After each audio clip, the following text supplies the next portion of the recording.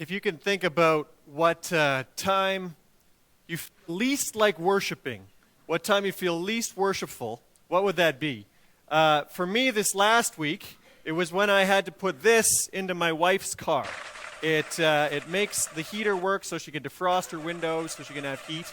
And in order to do this, you've got to pull out the air box, and of course you pull with all your might, and what happens, there's a little bolt there that gets you right in the knuckle once you pull it out. Then you got to take the windshield reservoir, and then this other piece, and then the blower. Finally, you get down to this little thing that I got at a junkyard to replace it with. I put it in, and it worked. Put it all back together, and it didn't work. I took it all apart. Nico woke up from his nap on my day off. I was watching him while my wife was working. So then that night, I tried it again, and I took it all apart, and it worked. And then I put it back together, and she drove it, and it worked. And then it didn't work. And of course, I felt really angry. But it wasn't the anger that made me least worshipful. It was a week previous to that with some conflict. Conflict between people, I think, even makes me less worshipful. As we look at our psalm this morning, we look at a time in, the writer is David, in his life, when he says the words, even now, he's talking to God, he lifts up my head above my enemies around about me. Therefore, I will offer in his dwelling a melody with sounds of great gladness. David, in his danger, in all this conflict, and all of this, is worshiping. He's making and writing songs. And some people speculate the Jewish tradition about when this was written was that when he was old. David was old, he's cold in bed, and the young, beautiful Abishai is keeping him warm. Pretty nice time of his life. But Spurgeon goes and makes another guess, because we don't know exactly when this was written, and says it was actually written here, where David was surrounded by his enemies. And he takes clues from the text here about the secrecy, about being high on a rock, enemies about me, and he assumes that it's when David is on the run. I don't know how you can write anything on the run.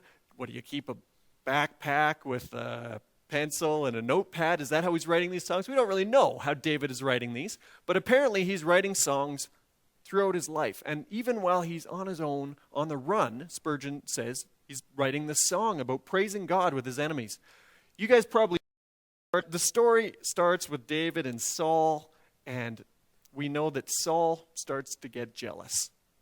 Jealous of David, jealous of this song, jealous of what's going on. So David flees. Upon the warning of Jonathan, he flees. He goes on the run, first to a country called Gath, and he's hoping to find refuge there. But when he arrives, you remember what happens, right? The king has heard of this song, that Saul has killed his thousands and David has killed his 10,000. It's famous even today, and it's famous in the neighboring country. So instead of receiving him for refuge, they see that he's the next king or even the acting king, and they try and kill him. So what does he do? He fakes insanity. He lets all kinds of spit come out of his mouth and pretends that he's insane to save his life. Then he flees to the tabernacle at Nob. I love that name. And he's just looking for a meal, so he eats kind of inappropriate food. It would be a little bit like trying to run in and steal the communion bread. It was daily offerings that you didn't eat that day, so he eats some bread, and he also asks for a weapon at the tabernacle. And you remember the weapon they give him? Abiathar the priest says here. Well, you remember way back when you defeated Goliath, we still have his sword here on sort of display. So here you can take this. Now there's somebody eavesdropping there. Do you remember this story? There's somebody eavesdropping at the temple. Meanwhile, Saul has been chasing David. He's become just crazy with jealousy, crazy with feeling that this David is a threat to him. And they started out as very close. It was David who consoled him with his music. It was David who was his chief military officer, his right-hand man. But David has risen in fame, has become a threat to Saul. Saul is seeing this only in his own earthly eyes, and he's seeing it as a threat with jealousy. And he's hunting him down to the point where he starts to accuse people of hiding information from him. Hey, you're not telling me everything you know about David. And clearly they're not, because they love David. He's a likable guy. He's a military commander. They see no reason that David is a threat to Saul, and he isn't. But he starts accusing them of hiding information. You remember the story? And as he accuses them, who comes out and rats out David's location but this guy, Dog the Edomite? David David is not the chief shepherd of Saul. Actually, this guy, Doeg the Edomite, is his chief shepherd, even though we know David was a shepherd background. And this guy rats out his location. He says, oh, I saw David at the temple the other day, or at the tabernacle. And then in a fit of rage, Saul sends a whole troop over there, doesn't just grab the priest Abiathar on duty, but all the priests, their families, their whole livestock, everything, escorts them out before him and says, you guys betrayed me by hiding information about David. And they're like, David, isn't he on our side? Isn't he our chief military man? Isn't he our hero? No, he's a threat, and you guys are hiding information. And he orders his guards around him to kill this guy, to kill this priest Abiathar. And they sort of look at him like, kill the priests? And they don't even obey him. So who does? This guy, Doeg the Edomite. And he starts going on a rampage. It's a bloodbath. They kill not only the priests, but more than 70 of the priests, all the priests, and they kill their families, their livestock too. In this sad display of vengeance and insane jealousy, we see what comes about when we let ourselves and our fear drive us. But we don't see that in David. We don't see that fear driving him. We don't have this bloodbath. This is a real turning point for Saul. He's felt jealousy, and we all have emotions of jealousy, but here he acts on it. And in this act, this bloodbath, where he commands all of these priests to be slaughtered, there's really no turning back. Meanwhile, we find David in a cave, apparently writing praise songs to God about how he's not afraid, how God is just so close to him that he has no fear at all. And David, while he's on the run, is exhibiting exactly the opposite kind of emotions that Saul is. We, at this time, know that the disunity amongst these two, it catches on, and the Philistines attack. And isn't it true that in our own churches, when we have disunity in our marriages, in our lives, when there's disunity, that's the time that we're most vulnerable to attack to. Just like the Philistines are sensing that Saul and David are fighting amongst themselves, this is a good time to attack. The enemy looks at us too when we're in disunity. And I have a picture here of a fight in a church. What an awful thing to see. And so inappropriate, a fight in a church. But we know that our churches fight. We fight about all kinds of things. We even fight about worship. How we should worship, what music, how we should dress while we worship, what song is our favorite. We fight about a lot of things. And it's in disunity that we're most vulnerable. Paul identifies that this is not a new problem that churches have.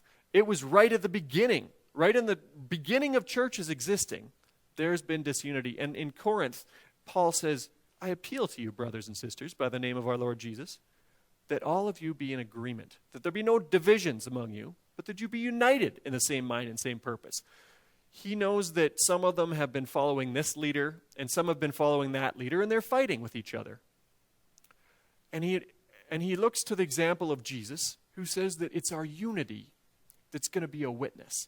It's all these different ages and musical styles and different ideas and different people getting along that's going to really show the world what God can do in unity. He's praying for us when he says that my prayer is not for them alone, referring to his disciples.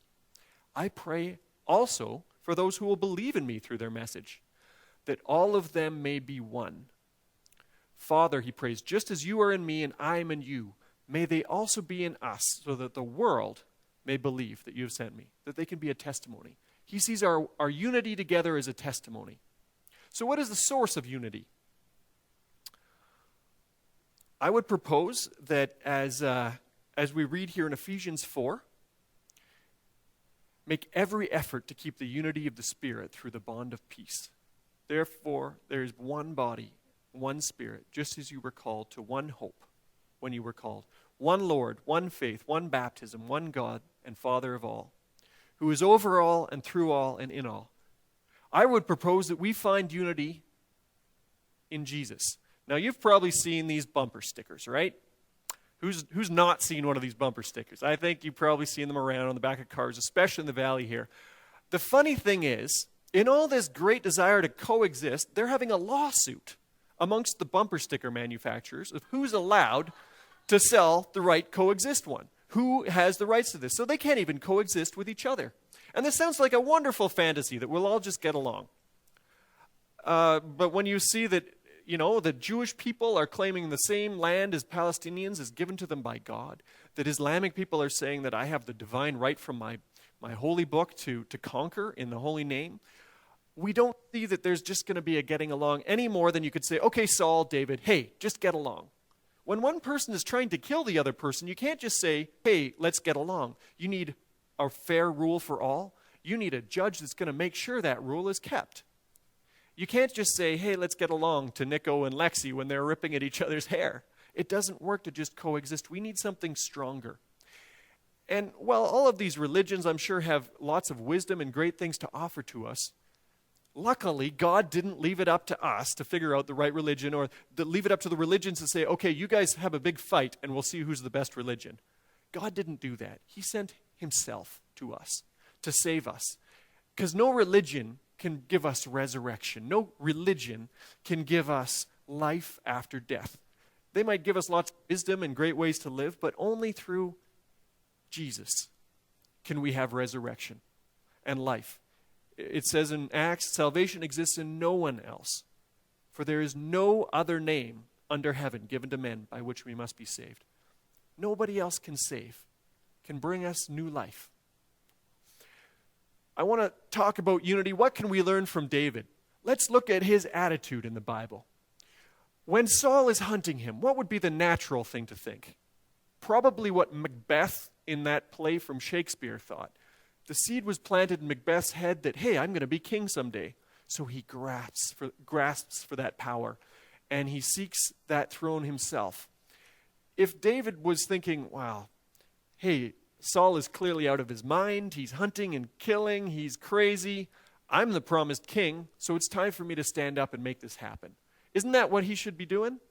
But he doesn't do that. He doesn't sense a competition in Saul. He doesn't sense a threat. He doesn't feel any fear at all, even when he's running for his life. Instead, he's patient. He's honoring Saul. He's encouraging others to honor Saul and to honor the rule of Saul, even when he's clearly insane. I think that he's able to see, as Paul advises, that our struggle isn't against flesh and blood, as we read here in Ephesians. Sometimes it's so easy to get so mad at that person and forget that the divisive one, the enemy, isn't that other person we're fighting with. It's Satan trying to break us apart in churches and work against us. I think David was able to see that his opponent was not Saul. And instead of saying this kind of things like what he deserves, oh, I deserve to be treated properly. I'm going to be the future king of Israel. I don't deserve to be running like a wild animal here. He doesn't start saying, I deserve this, or I deserve better treatment, or I deserve to be treated better than this. Instead, he starts looking at the world the way God sees it. He's got the whole world in his hand, right? I'm sure that David sees this. He sees that God has control. He doesn't have to push God's hand. Even if he doesn't understand how things are going, he could be patient. He doesn't have to grasp for power. If God said it's going to happen, that he's going to be king, he's going to wait. He's going to be patient and see it God's way. And he's going to honor Saul until God removes Saul. He's going to be patient for God's direction and trust in God's promise and see that he doesn't have to have competition with Saul. They're both children of God. He can even see Saul with love and patience. So how did David get this way? He, I believe, was a worshiper. We have a lot of psalms that are ascribed to David. And I believe that it was the time that he spent in worship, saying the words that we heard in our Psalm 27 this morning, about his desire to gaze upon the face of God, to be so intimate with him, almost like lovers are intimate. Do you remember when you just couldn't wait to see that person, and you could gaze into each other's eyes, and you were so excited to just make any excuse to call them, so excited to spend time together? Now, I realize that that's not the picture of the relationship that we have in the Bible. It's not as lovers, but it's as a father. And maybe the father picture is a more difficult one for some of us. As Cindy shared, some fathers do not give us the best example. But David pursues God. He wants to know his heart. And I believe that the key to David finding this unity with Saul, to finding that he can let go and let God is that he begins to even see as God sees. To not see as man sees, which is competition and disunity and a threat. But he begins to worship and get to know God's own heart, who loves Saul. Despite all of his insanity and jealousy, who loves Saul. I believe that David is able to through this worship, through this time of intimacy, not see worship as a means to an end, like Saul, on the other hand, was offering sacrifices to try and force God's hands to manipulate. He was trying to divine, if you remember the story. He went to the diviners to try and speak to the dead. He was trying to push God, use worship as a manipulation. But David doesn't see it as any means to an end, only as just a place to be intimate with God, a place to be in the presence of God and to know him. And in that place, it seems that he's come to a place where he really knows God's heart. He's really able to just love as God loves. I'll close with this example that was shared to me, and I hope it's a help to you. And if you think about us all as pool balls, sometimes when we're pushed, we push back. And when there's a white ball directing some of the other colors, it's all going all over the place, and we get scattered across that pool table. But imagine each of those pool balls connected by a string. Imagine each of us connected by a string to our Father. As you lift up on all those strings, what happens to the balls? They stop bouncing around and spreading all over the table, but they're drawn together in unity. And as we're connected to God, maybe with different styles and different age groups and different ideas and different visions, but as we're connected to our Father, it's like he draws us together in unity and pulls us together into one church family. So that's my prayer here, that as we move into the future with what God has for us to reach out, that we see as David sees, not that our war is against flesh and blood, not against our brother, not against our spouse, not against the people in our family, but that we have a real enemy, and he's just looking for that opportune moment to attack. But that we also have a powerful Savior who's got the world in his hands, who sees all things, who knows his timing, and who wants to use us to reach out. That's my prayer here. Let's close in prayer, and why don't we stand as we do that?